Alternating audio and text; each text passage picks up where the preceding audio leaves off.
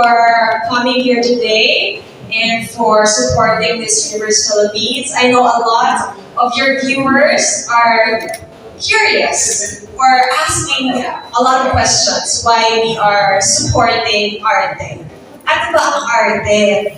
And I would always say this has been a revelation. The group behind ARTE is actually just me, Jonas Gafford, Tito Albert, Andrada, Direk Jackie. These are all people who are part of our sector, are part of our industry. And why is it connected to Miss Universe Philippines? Sabi ko nga, kung wala kayo, wala ang creative sector, wala ang textile and fashion industry, wala po tayong pageant ngayon. Ganon siya ka-importante. So what I want to share to all of you that if you are a true fan, a true supporter of Philippine pageantry, you also have to be a supporter of the people behind all the women that were showcased today. Sino-sino yung mga yun? Kayo, the media people, the bloggers, the events coordinator, the videographers, the stylists, the makeup artists, everybody, the fashion designers, lahat tayo na lumilikha, nagbibigay ng karangalan sa ating bansa. We are all part of this industry. And if we don't protect it through laws, through legislation, if we don't push our rights through the government, then I'm saying na we can only do so much as an individual. We can only do so much as a private sector. We need a voice. We need a platform, a bigger platform, to make a difference. And people would ask me, ano nga ba ang gustong ma-achieve ng organization, ng ARTE? My dream in the future is that we are not only proud of our beauty queens like Bea when she competed. I'm pretty sure all of you were glued on the TV, watching and praying and celebrating with her because you are proud that she's wearing the Philippine sash across her heart. I hope that we're not only proud of our athletes who compete in Olympics. I hope that one day, when we see each other again, you would say, I am wearing a proudly Pinoy-made shirt. Sewed, printed, designed in the Philippines by Filipinos. Sana next time, ang ating mga sapatos, proud tayo, uy, gawang Pinoy ito. Bags natin, gawang Pinoy. I hope that we begin to advocate for our local industries. Apart from the local industries providing a lot of jobs to the Filipino people, it is a source of pride. Sabi ko nga, before we can expect other countries, other nations to look up to our products, dapat tayo muna. Tayo muna ang magmahal, tayo muna ang tumangkilik, and once we have that pride, once again, sa gawa natin, sa talento natin, then the other nations will surely follow and promote and support our locally proudly made products. So that's really the gist. I mean, all the creatives, lahat yan, kayo kasama kayo dyan. I am reaching out to you. I said before in our social media pages, we are not affiliated with any political party. Not anyone that are part of the nominees, the part of the organization, the members, wala isa sa amin merong karanasan sa politika, and people would say it's a disadvantage, but for me, it is something that I feel there should be more candidates who are running who only want the best, na not thinking about their personal interest, That's why this one with our second nominee, Mama Jonas, and si Direct Jackie is not here. He's our third nominee. And of course, our fourth nominee here is Tito Albert Dagdaga. As you can see, we are all just representing all the sectors of ARTE. I am representing the design build. So kasama dito ang architects, interior designers, landscape architects, ang ating mga graphic artists, visual artists, sculptors, painters, yung mga sa tingin ng iba, it's not something to look up to, something na parang only a few are allowed to have it as a profession. Dahil sinasabi nila, walang pera sa arts.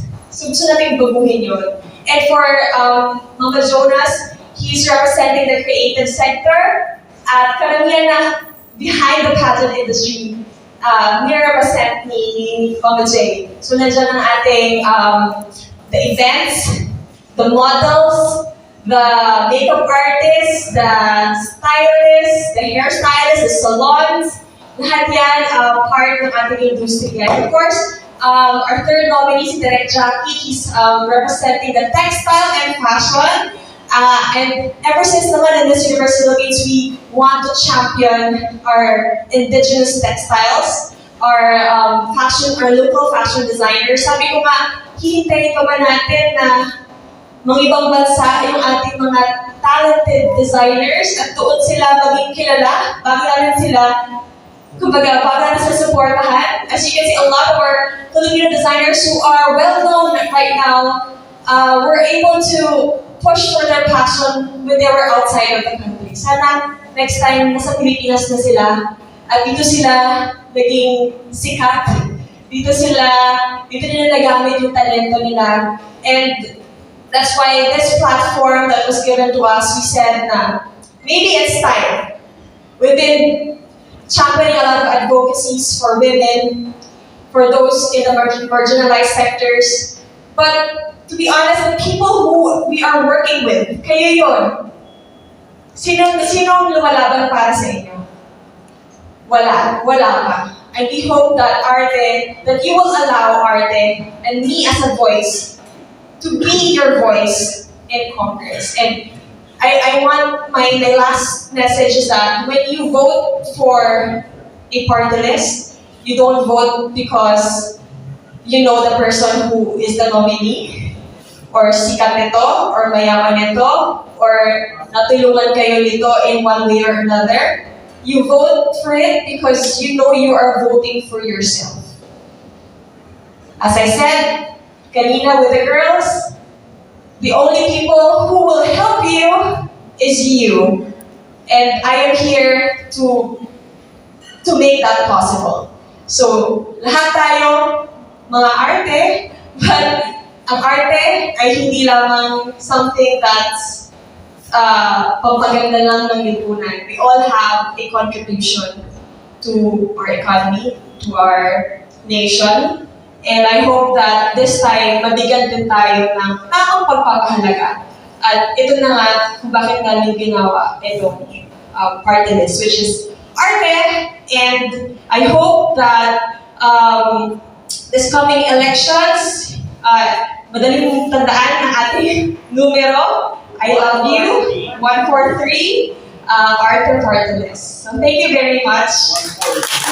And if you have any questions, the local industries, prioritize local talents in everything. I said the government is your biggest customer. When the government needs something, a shirt, food, bag, if it can be produced in the Philippines, please let the Filipino have it. I'm not saying that, I cannot stop globalization. I cannot stop importation. I'm not gonna say na, okay, bawal na lahat ng foreign, products in the Philippines. I'm not saying that. I'm just saying, put a law that will encourage more people to buy local, to support local. Because tayo rin naman ang magiging beneficiary ng legislation na yun eh. The more people buy local, the demand will go up, when the demand goes up, more jobs are created. And we always say, because of the pandemic, ang dami nawalan ng trabaho. I think this is the right time na buhayin ulit ang local industries, especially manufacturing. Because we have, the resources, human resources, land resources. It's just that kulang sa support, kulang sa protection. So yun ang gusto natin, unang-una na naipasa, na i-prioritize natin in everything. Whether maybe give them tax incentives, people who are using locally sourced materials, or magkaroon ng free, kung ano man, like, aside from tax incentives, access to capital. Siyempre, madami nagsara ngayon ng mga factories. Yun ang gusto natin bigyan ng halaga. Kasi sila, they create jobs for a lot of people. And if we get a chance, that's what I want to do. Thank you. Thank you. And the turning point was the pandemic. It really is. Before, I thought it's okay if we don't really, participate actively in government, because we are doing a lot of things privately. As an individual, we are able to help a lot of people in the businesses, providing jobs to a lot of people. With Miss Universe Philippines, our advocacies are really something that we want it to be sustainable. Hindi lang siya one time na tutulungan mo sila. We want our projects na tuloy-tuloy, na magkaroon ng impact in the community. And the pandemic really made me realize that I am so powerless. The industry is so powerless when we don't have a voice there. We tried lobbying, as you can say, akala ng iba, this is the first time that we tried to put in laws. No, we've been in talks, sabi nga ni Direct Jackie, Zumba here, Zumba there, Zumba everywhere. We've been we have Zoom meetings with different government officials trying to push forward. Kasi, even during the pandemic really heightened the urgency of saving the local industries. But for a while, it has been dying. Especially the textile industry. They say it's a sunset industry. It's an industry that will die a natural death. And sayang, kasi ang daming, we are capable. We have the resources, pero bakit tayo namamatay? Because there is no law protecting those in that industry. And doon ko na-realize na I might think I already have a strong platform as a national director, but it's not enough. And that's what pushed me na parang maybe it's time na if they don't do it for us, we do it for ourselves. And that's why we put this together. And sinabi ko nga, people would tell me, oh, you don't have a chance in Philippine politics because you're too straight. I said, wait, let us change that notion. When I joined my first ever pageant, they also told me, somebody like you, and with no experience, nothing, it will be hard for you as well. But I said, as long as I don't change who I am and what I believe in, my values, my integrity, that's what I want to do here in politics. Sabi ko, win or lose, I stand by who I am. And I will do it as straight as I can. Because we need more people who believes na kaya natin maging tuwid kahit nandito tayo sa maduming mundo ng politika. And I also told a lot of the people who I talked to during campaigns, I will not spend a dime in my campaign, in the campaign of ARTE. Why? Because I want, what I want is that when I get in that position, everything, every single cent will be given back to the sector that I represent. And so I don't want to spend a single dime just to get in a position wherein you will just corrupt yourself because you want to take back what you have given. So yun lang. So I hope that this transcends to more people that meron pa rin ang puso ay totoo. At gusto lang talaga na magkaroon ng voice. Na bigyan naman nila tayo ng konting halaga. Because meron naman tayo na contribute. Hindi ba? Hindi na, ang part of this concept, they said should be just representing the marginalized sectors, but in 2013 they changed that. They said as long as you represent a specific sector, you can apply for a part of this. And I believe wala pa tayo ni isang representative for the creative sector in Congress. So I think this is the time. Shamcey, thanks so much for this beautiful dream, no?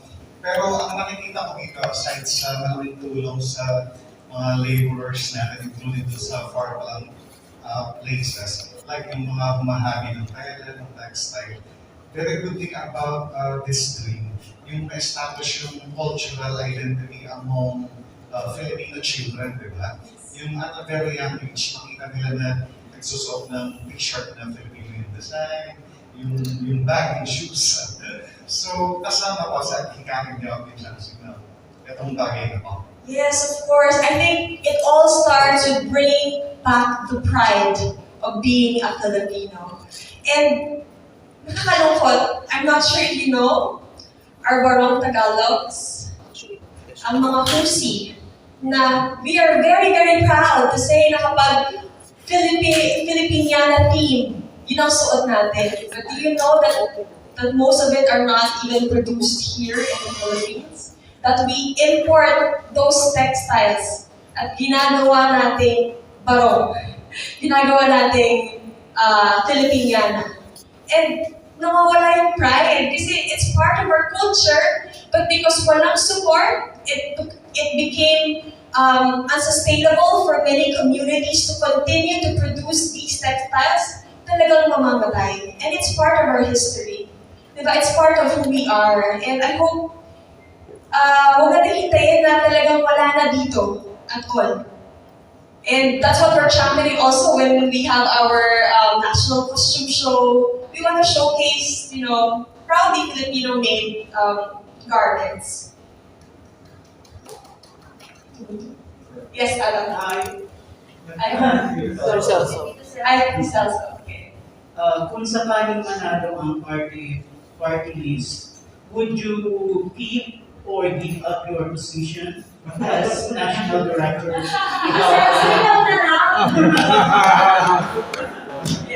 Well, actually, that's a very nice question as well. Because people were saying I should have stepped down when I started my campaign. But because we are really an organization that champions people, especially the people behind pageantry, we have asked the blessing of the Miss Universe organization. They were very happy. They were very supportive. They did not ask me to step down. They said we are supportive of the things that you're championing, and we believe that it will have a greater impact in the pageantry world. So, to answer, no, I will still be the national director of Miss Universe Philippines, but our reach will be bigger. And we will reach more people because of this platform, this bigger platform. 9.9.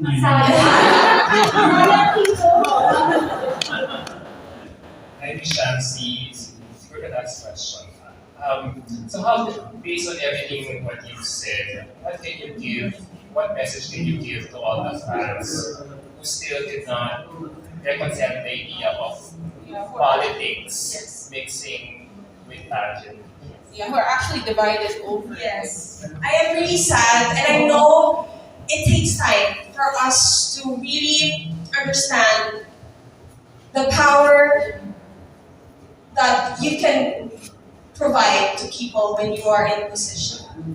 And it's not something that I would have wanted for myself. If somebody else would be here to represent the group better, I don't want to be in the limelight, to be honest. But with the encouragement of the group and telling me I might be right now the best person to represent the group, then I'm I'm willing to do it. And sabi nga, sa lahat naman ng bagay may mga criticisms. But ang tanong, ano ba yung makakatulong sa'yo? I am doing this kasi gusto ko pang makatulong sa mas maraming individuals. And the people, kasi, Miss Universe Philippines is doing a great job. We are helping a lot of people are all around the Philippines because of this platform wherein they can showcase their talents. Diba? But it's not enough. It's not sustainable.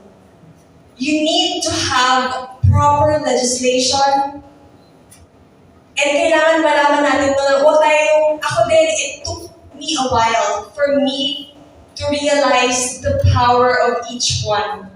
And if you don't use it, then hanggang reklamo na lang tayo on social media.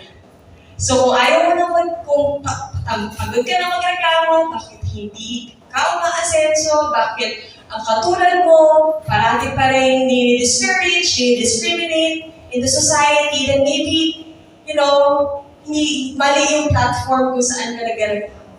Maybe you need to, force it to the right direction. Sabi nga, kung hindi sila ang nagawa para sa atin, tayo na ang gumawa. Kaya ginawa namin ito. Hello, Miss Shamcey. Tama ba yung narinig ko? Confirm ko lang kung true.